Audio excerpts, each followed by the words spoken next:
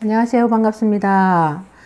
자, 여러분의 자기 성장과 개발을 도와드리는 선아 원장쌤입니다.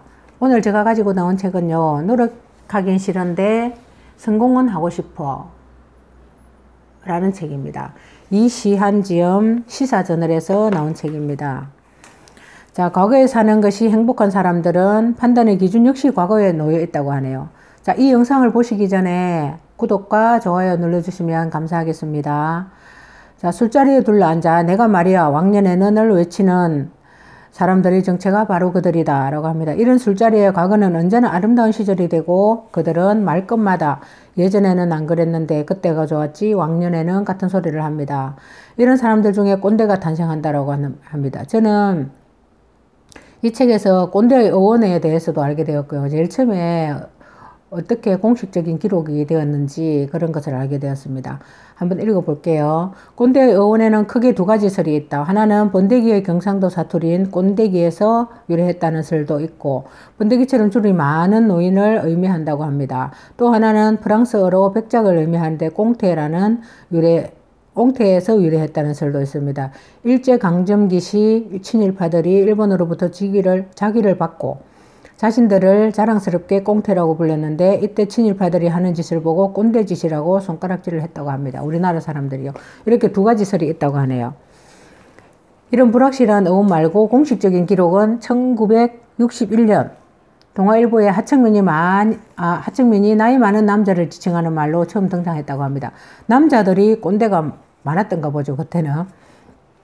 이후 나이가 많은 사람들이나 선생님을 뜻하는 언어로 쓰이다가 지금은 이 꼰대라는 말에 행위를 뜻하는 질을 붙여서 꼰대질, 자기의 경험을 일반화해서 나이가 어리거나 지위가 낮은 사람에게 낡은 사고방식을 강요하거나 시대착오적 설교를 늘어놓는 것이라고 합니다. 지금의 꼰대는 나이가 많고 적음의 문제가 아니라 자신의 과거 경험만을 절대시해서 그것에 맞춘 행동과 판단을 남에게 강요하는 사람이다 라고 합니다. 남에게 강요해서는 안 되겠죠. 스스로 하고 싶어서 하는 거에 상관이 없겠지만 남에게 강요하는 것은 굉장히 어떻게 보면 그래서 꼰대 소리를 듣는 것 같습니다. 이렇게 나이 많은 사람들, 그러니까 뭐 나이 많고 적음을 떠나서 요새는 그런 문제가 아니라고 하지만 그래도 왕년의 이야기, 지난 이야기들을 하면서 뭐 자신의 말을 합리화시킨다든지 자기 말이 옳다든지 이렇게 하는 것은 조금 문제가 있는 것 같습니다. 하지만 왕년을 이야기한다고 해서 반드시 꼰대가 되는 것은 아니라고 하네요. 그것은 그가 말하는 과거가 절대적인 기준인가 아니면 상대적인 기준인가에 달려있다고 합니다. 상대적인 경우에는 경험이고 실제 사례로 얼마든지 다른 사람에게 도움이 된다고 합니다. 나이 드신 분들이 과거의 경험을 들려주는 것에 경기를 일으킬 필요는 없고 오히려 그분들의 경험과 생각은 정신 차릴 수 없는 환경의 변화 속에서 내비게이션 역할을 해주는 훌륭한 우리 사회적 자산이 될 수도 있다고 합니다. 문제는 그것만이 절대적인 기준인 것처럼 강요하는 순간 일어나기 때문에 그 사람의 시각에서 봤을 때 절대적으로 옳은 것에서 벗어난 다른 사람들을 보면 당연히 안타까울 것이고 그러기에 바로잡아야 할 측은지심을 느끼지 않을 수 없다고 합니다. 이런 소리 듣기 싫어하는 무례한 사람은 억지로라도 훈계하지 않을 수 없을 테니 말이다 라고 하네요. 나이와 상관없이 자신의 과거에 사로잡혀 다른 사람을 판단하고 자신의 기준을 강요하는 사람이 꼰대인 반면 나이가 많아도 생각의 흐름이 열려있는 사람은 좋은 스승이자 멘토가 될 수 있다고 합니다. 과거 자신의 판단과 행동이 기준에 맞춰져 있는 사람들은 어떤 사건이건 다 과거로 갈아넣기 때문에 절대로 앞으로 나아가지 못한다라고 하네요. 그러나 그때 맞았던 것이 지금은 틀릴 수도 있고 과거에 비해 환경이 비약적으로 변하고 있기 때문에 과거의 판단 기준을 적용할 수 없는 상황이 종종 벌어지기도 합니다. 그런데도 꼰대들은 자신들의 경험과 지식을 추호도 의심하지 않고 반면 다른 사람들의 경험과 지식은 모두 다 잘못된 것이라고 전제하고 시작하기 때문에 그것이 문제인 것 같습니다. 자신의 생각은 절대적이고 다른 사람의 생각은 저열하기에 바꿔야 한다는 이들의 삶은 행복할까? 자신과 생각이 같지 않다는 다른 사람을 무자비하게 재단하는 사람 중 의외로 자신에게는 관대한 이가 많다. 그러니 이 자신은 생각만큼 불행하지 않을 수도 있다. 이 경우 이중적이라는 비난을 받을 것이다. 만약 다른 사람에게 들이대는 기준을 자신에게도 적용시키면 그리고 자신이 옳았음을 증명하려면 그는 늘 과거에 살 수밖에 없다. 라고 합니다. 요즘에 조국 사태에서도 저도 그렇게 생각합니다. 본인이 하면 뭐 로맨스고 다른 사람이 하면 불륜이라고 하죠. 그러니까 본인이 하는 것은 괜찮고 다른 사람이 하면 굉장히 비난하는 그런 이중적인 위선적인 그런 일들이 벌어지는 것 같습니다. 정치에서도요. 자, 여기서 29살의 우울이라는 그 제목이 있어서 요즘에 청년들의 어떤 우울감에 대해서 나와 있는 게 있어서 제가 한번 읽어볼게요. 나이는 숫자에 불과하지만 사람들은 숫자에 민감하다라고 합니다. 80세에 이르는 평균 수명을 감안하면 사람의 인생에서 9수가 평균 7번에서 9번 온다고 합니다. 그중 첫 번째 9수인 9세는 보통 큰 생각 없이 지나가고 9수를 염두에 두기에는 나이가 너무 어리죠. 19세 역시 그리 성숙했다고 말할 수는 없으며 오히려 20살을 앞두고 설레기까지 합니다. 어른이 되면 할 수 있는 여러 가지 일들에 대한 기대 때문에 이때의 9수는 오히려 조금 즐겁습니다. 그런데 세 번째 9수인 29세부터는 느낌이 다르다. 20대에서 30대로 넘어간다는 의미는 청년에서 자신의 인생에 스스로 책임을 지는 나이로 넘어가는 느낌이 들기 때문입니다. 문제는 요즘 29세가 처한 현실은 과거의 경험과 다르다는 데 있습니다. 어른으로서의 책임은커녕 자신의 인생의 내비게이션을 켜도 경로가 안 잡히는 경우가 대부분이죠. 지금 30살 청년은 취업준비생이거나 임시직으로 일하면서 정규직 취업을 노리는 정도의 가능성이 많고 심지어 아직까지 대학생인 경우도 꽤 있습니다. 그뿐만 아니라 과거의 30살이 주는 무게감과 사뭇 다릅니다. 그래서 정신연령을 계산할 때 현재 나이에 0.8을 곱해야 한다는 계산법이 있을 정도입니다. 예를 들어 지금 30세면 예전 나이의 개념으로는 24세 정도의 느낌이라는 얘기입니다. 지금 사람들의 생활, 생각이나 심지어 생김새까지 이 말에 공감이 될 때가 있습니다. 하지만 아무리 이런 위안을 갖다 붙여봐도 내일이면 30대가 된다는 공포감은 생각보다 큽니다. 그래서 29세가 되는 날부터 365일 내내 우울해하는 사람들도 많다고 하네요. 그런데 냉정하게 생각해보면 29에서 30으로 넘어가는 것은 상당히 상징적인 트리거일 뿐입니다. 사실은 나이는 점점 들어가는데 마땅히 인생의 전환점을 찾지 못한 데 대한 초조감이 응축되어 드러나는 것입니다. 라고 합니다. 자, 그 다음에 인생은 속도가 아니라 방향이라고 하죠. 어떤 면에서는 맞고 어떤 면에서는 틀린다. 왜냐하면 방향을 주장하는 사람들도 방향만 맞으면 결국 언젠가는 속도를 따라잡을 수 있다는 전제하에서 하는 말이니까 말이다. 그러므로 속도 또한 방향 못지않게 중요하고 고려 요소인 것이 사실이다. 하지만 처음 출발 속도보다 순간 가속도만을 속도로 착각할 필요는 없을 것 같다. 정확하게 따져보자면 인생은 평균 속도다라고 합니다. 60세에 속도를 높이는 사람도 많다. KFC, 여기서 제가 KFC 상업자인 커넬 샌더슨의 65세 이전까지 나라에서 주는 연금으로 건건히 살아가는 노인이었다고 합니다. 65세에 새로운 도전에 나선 그는 사업계획서를 들고 1008군데를 돌아다니면서 모두 거절당했는데요. 마침내 1009번째 만난 사람과 첫 가맹을 계약하게 되었는데 그의 나이가 74세에 북미 지역 가맹점이 600개가 되었다고 합니다. 그의 한 전 생애를 통해서 65세 이후 9년 동안 가장 많은 것을 이룬 셈입니다. KFC 마스코트는 샌더스를 실제 모델로 삼은 것이고 마음씨 좋아 보이는 할아버지 형상인 KFC 마스코트를 보면 샌더스의 늦은 성공이 직관적으로 확 다가온다라고 합니다.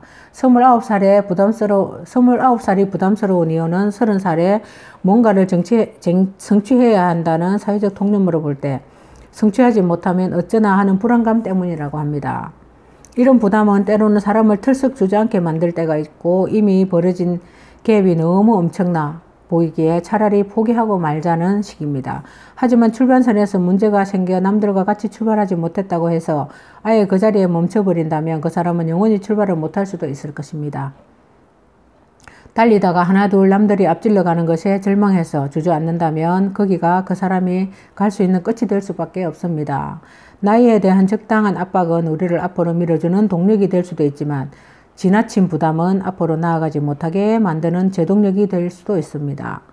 인생에서 분명 속도가 중요하지만 순간 가속도에 속지 말고 평균 속도를 믿으며 가던 대로 가면 됩니다. 계속 속도가 안 나더라도 괜찮습니다. 느리더라도 오래 가면 결국 간 거리는 누구보다 많을 테니까요 하네요. 굉장히 의미 있는 이야기인 것 같습니다.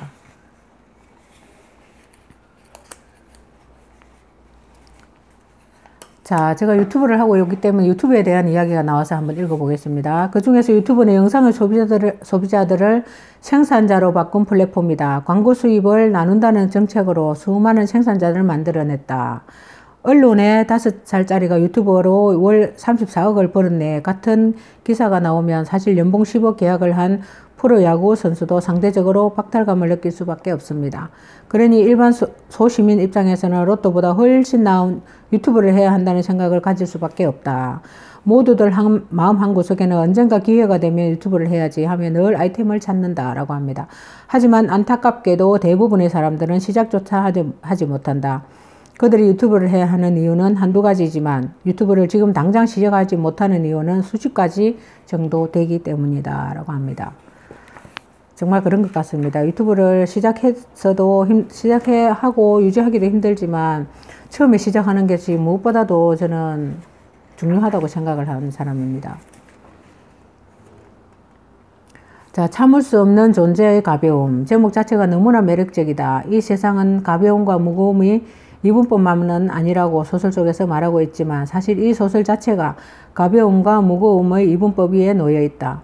무거움은 책임감, 의무, 필연 등과 연결되고 가벼움은 즐거움, 자유, 우연 등과 연결된다 라고 합니다. 자, 니체의 영혼회귀, 무한대로 반복되는 삶이라는 것은 무거운 것이고 한순간 피었다가 지는 인생은 그래서 한없이 가벼운 것이다. 하지만 아름다움이나 찬란함은 그것이 한순간이어서 빛이 나는 것이지 영원히 반복된다면 그 의미는 퇴색될 것이다 라고 합니다. 단 한 번뿐인 인간의 인생은 무한 반복의 역사 앞에서는 한없이 가볍지만 그 가벼움 때문에 인생이 아름다운 게 아닐까. 아름다움과 무거움으로 따로 존재하는 것이 아니라 같이 있어 서로가 더 의미 있는 것이다 라고 합니다. 굉장히 제가 그래서 이 내용을 제가 적어놨습니다. 참을 수 없는 존재의 가벼움이라는 추천책이 있어서 제가 한번 읽어드렸습니다.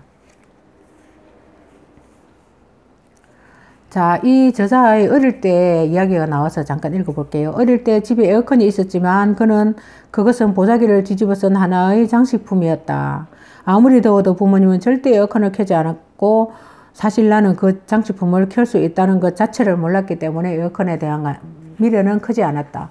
여름은 그저 땀 흘리면서 버티는 것인 줄 알았다. 그래서 부모님은 아직도 내가 더위를 잘 참는 줄 아신다. 하지만 겨울에는 보일러를 켜지 않을 수 없으니 조금 다른 문제가 생겼다. 온도를 도대체 몇 도로 맞추느냐에 따라 다르기 때문에 앞자리가 2자는 되어야 한다고 주장했고 부모님은 앞자리가 1자여도 내복이 있으니 충분하다고 하셨다. 뒷자리를 가지고 다투는 것이 아니라 앞자리를 가지고 다투는 것이니 이에 대한 갈등은 상당히 첨예했다. 하지만 어린 시절에 부모님과 싸움이라니 이 생각이나 그렇지 부모님 생각에는 내 생각이나 그렇지 부모님 생각에는 언제나 아이의 투정에 지나지 않았기 때문에 이길 수가 없는 싸움이었겠죠. 그래서 어린 시절 겨울은 언제나 추웠던 기억이 많다라고 합니다. 그래서 내 꿈을 무엇을 해서 돈을 벌 수 있을지는 모르겠지만 집에서 냉난방이 걱정하지 말고 에어컨이든 보일러든 펑펑 털어대며 사는 인생이었던 적도 있다라고 합니다. 지금도 나는 가끔 농담조로 집의 냉난방을 위해 돈을 번다라고 이야기하기도 한다고 하네요. 부모님 세대에서는 어렵게 자랐기 때문에 아껴 쓰는 것이 일상화되어서 더더욱 냉난방에 소극적이었던 것 같다. 하지만 가만 보면 냉난방뿐 아니라 부모님들은 모든 일을 참고 절제하고 안 하신다. 사실 어느 부모님들을 보면 답답할 때가 있다라고 합니다. 그래서 참으면서 내일을 위해 저축하라는 이야기인데 결국 이건 행복의 시간을 언제나 미래에 놓으라는 말이다. 미래는 결코 다가오지 않는 허구의 시간이며 나에게 와 있는 시간은 언제나 현재다. 그러니 행복을 미래에 놓는다는 것은 결코 행복을 잡을 수도 느낄 수도 없다는 말이나 마찬가지다라고 합니다. 자, 그런 의미로 최근 몇 년간 우리 사회에 유행했던 욜로 소확행들의 말을 보면 행복의 시간을 미래에 놓지 말고 지금 당장 가지고 오자는 말이다. 부정적으로는 미래의 꿈을 꿀 여지가 없으니 지금이라도 즐기자는 것으로 받아들이기도 하지만 긍정적으로 보자면 미래로 유예한 불확실한 행복보다는 당장 현재에 와 있는 행복을 찾자라는 말로 해석이 될 수도 있습니다. 행복의 시간을 미래로 유예하는 사람은 무언가를 이루기 위해 노력하기는 하지만 늘 부족하고 갈증나는 상태로 현재를 살아야 합니다. 나는 부모 나이가 되면 저렇게 살지 말아야지 하는 생각이나 취업을 하면 좋은 아이가 생기면 등의 생각도 일종의 유예가 아닐까. 일단 조건이 들어가면 그렇게 됩니다. 라고 하네요. 세상에서 가장 중요한 때는 바로 지금이고 세상에서 가장 중요한 사람은 지금 옆에 있는 사람이며 세상에서 가장 중요한 일은 그 사람에게 선을 행하는 것이다 라고 합니다. 이것은 톨스토이의 단편집 사람은 무엇으로 사는가에 나오는 것이라고 하네요. 세 가지 질문입니다. 자, 중요한 때는 바로 지금이고 세상에서 가장 중요한 사람은 지금 옆에 있는 사람이고 가장 중요한 일은 그 사람에게 선을 행하는 것. 가장 옆에 가까이 있는 사람에게 선을 행하는 것이 가장 중요한 일이라고 합니다. 굉장히 의미 있는 그런 내용인 것 같아서 제가 한번 읽어드렸고 적기도 해봤습니다. 자, 톨스토이의 단편집. 톨스토이가 종교에 심취하면서 종교에 나오는 여러 가지 교훈들은 대중들이 알아듣기 쉽게 우화형식으로 쓴 것이 바로 톨스토이의 단편집이다. 인생에 독이 되는 교훈들도 좋지만 이야기꾼에 의해 작심하고 만들어진 이야기는 그 자체만으로 즐겁다라고 추천하고 있네요. 톨스토이의 단편집. 저도 한번 꼭 읽어보도록 하겠습니다. 그날을 가장 좋은 날로 생각하라. 한가리 속담이 있다고 하네요. 자, 오늘만 사는 삶이라기보다는 내일은 오늘보다 더 좋아지겠지. 하지만 오늘은 지금까지 살아온 날 중에서 가장 최고로 좋은 날이 될 거야 정도의 의미라고 할 수 있다.